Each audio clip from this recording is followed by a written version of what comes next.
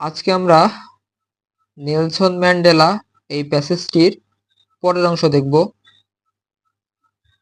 ইমপ্রিজনড for nearly 3 ডিকেডস। এখানে imprison মানে বন্দি, ফর মানে জন্য, নিয়ারলি মানে প্রায়, 3 মানে 3, ডিকেডস মানে দশক, অর্থাৎ প্রায় 3 দশক কারাবন্দী থাকতে হয়েছিল। ফর হিজ ফাইট, তার সংগ্রামের জন্য, এগেনস্ট মানে বিরুদ্ধে, হোয়াইট মাইনরিটি রুল অর্থাৎ শ্বেতাঙ্গ সংখ্যালঘু শাসনের বিরুদ্ধে সংগ্রামের জন্য প্রায় 3 দশক জেলে বন্দী থাকতে হয়েছিল। Mandela never lost his resolve. Resolve মানে মনোবল বা দৃঢ় সংকল্পবদ্ধ। To fight for his people's emancipation. Emancipation মানে মুক্তি, অর্থাৎ ম্যান্ডেলা তার জনগণের মুক্তির জন্য সংগ্রাম করতে তার মনোবল কখনো হারাননি। এরপরে হি ওয়াজ ডিটারমাইন্ড। ডিটারমাইন্ড মানে সংকল্পবদ্ধ হওয়া। To bring down, bring down হচ্ছে একটা গ্রুপ ভার্ব, এর অর্থ উচ্ছেদ করা। অ্যাপাথাইড মানে বর্ণ বৈষম্য। While avoiding a civil war. তো সিভিল ওয়ার মানে গৃহযুদ্ধ, অর্থাৎ একটা দেশের নিজেদের লোকের মধ্যে যে যুদ্ধ সেটা হচ্ছে সিভিল ওয়ার। তো অ্যাভয়েড মানে কি ব্যতীত, অর্থাৎ তিনি দৃঢ় সংকল্পবদ্ধ ছিল বর্ণবাদকে উচ্ছেদ করার জন্য, কোন রকম গৃহযুদ্ধ ছাড়াই। হিজ প্রেস্টিজ, প্রেস্টিজ মানে সম্মান বা খ্যাতি।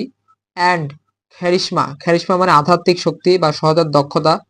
Helped him win the support of the world.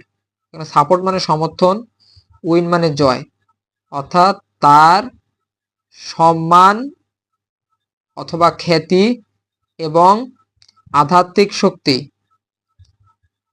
বিশ্বের সমর্থন পেতে তাকে সাহায্য করেছিল। তো এখন আমরা কিছু কি ওয়ার্ড, এইসব ওয়ার্ডের বাংলা মিনিং এবং সিনোনিম জানব। তো প্রথমেই হচ্ছে ইমপ্রিজন্ড। ইমপ্রিজন্ড মানে হচ্ছে বন্দি, এর সিনোনিম হচ্ছে ক্যাপটিভ। এরপরে ডিকেডস, ডিকেডস মানে দশক বা 10 বছর।